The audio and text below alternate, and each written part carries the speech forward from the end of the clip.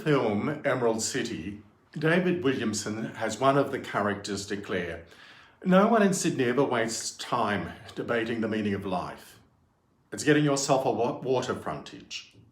People devote a lifetime to the quest." This may be in part due to the origins of Sydney itself.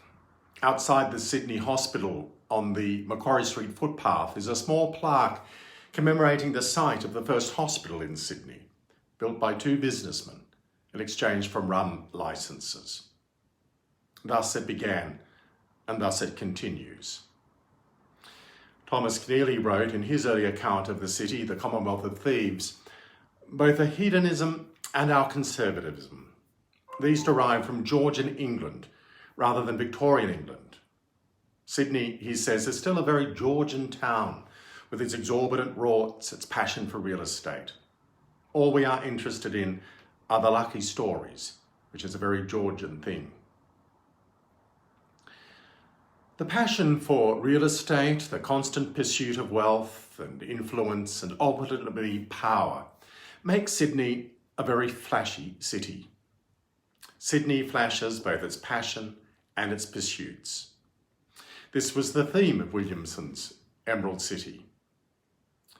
Regretfully, it seems that the playwright Neil Armfield might be right when he once observed, in a way that echoes David Williamson's observation, "The Sydney Opera House is entirely Sydney, fabulous on the outside, truncated and confused and corrupt on the inside." Well, even though probably none of us have the wherefore to generate such passion and pursuit, it is all around us, and we can easily be seduced into them, albeit in subtle ways. In a Georgian kind of way, we become fascinated by the lucky stories, and in some quiet way hanker that our own might share in them. The story, though, of this Sunday's Gospel in the life of Jesus confronts this hankering. The encounter between Peter and Jesus is the encounter between two different ways of living, two different sets of expectations about the way in which we find happiness. "Take up your cross and follow me." These words are at the very heart of the Gospel of Mark. And Mark puts them at the centre of his Gospel so that these same words might be at the very heart of our discipleship. We've become so used to these words, yet they are some of the most confronting words that we will ever hear. Take up your cross and follow me. For the significance of these words to remain fresh for us, we have to keep putting ourselves back into the time of Jesus and wonder at how the first disciples would have heard these words. The cross was a familiar sight in first century Palestine. Crucifixion was the preferred method of the Romans of putting people to death. It was a shocking, brutal strategy implemented to keep people terrorized into submission. It was also something very public.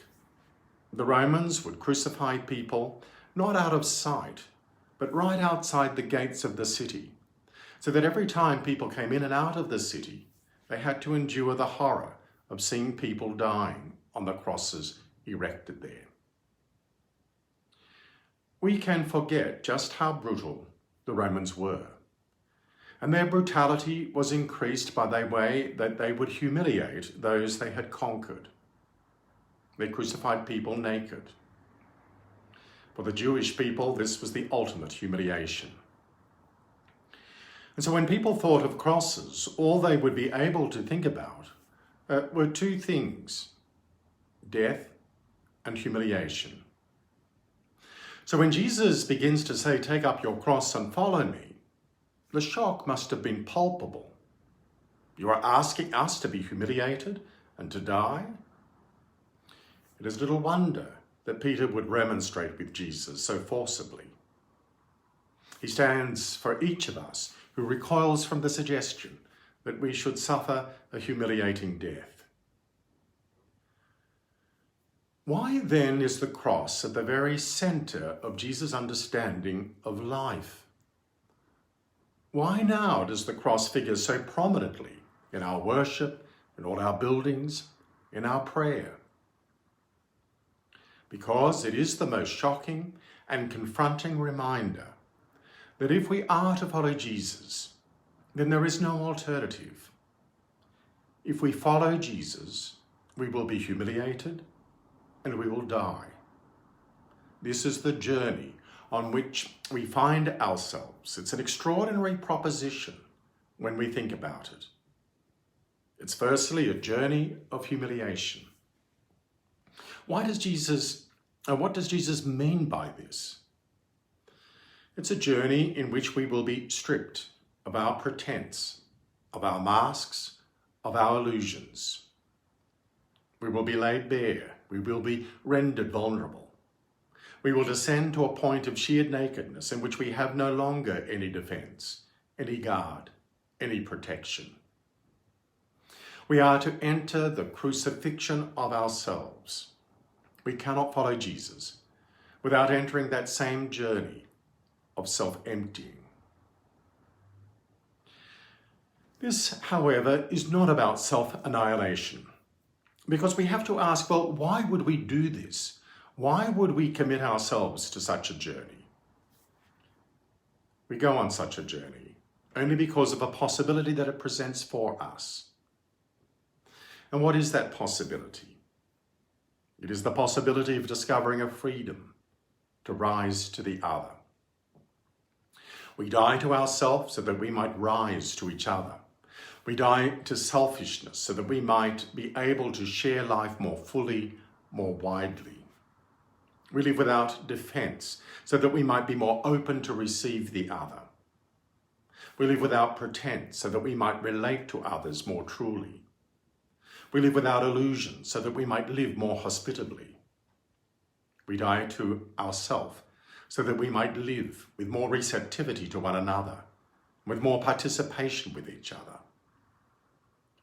Locked within ourself, we live in isolation.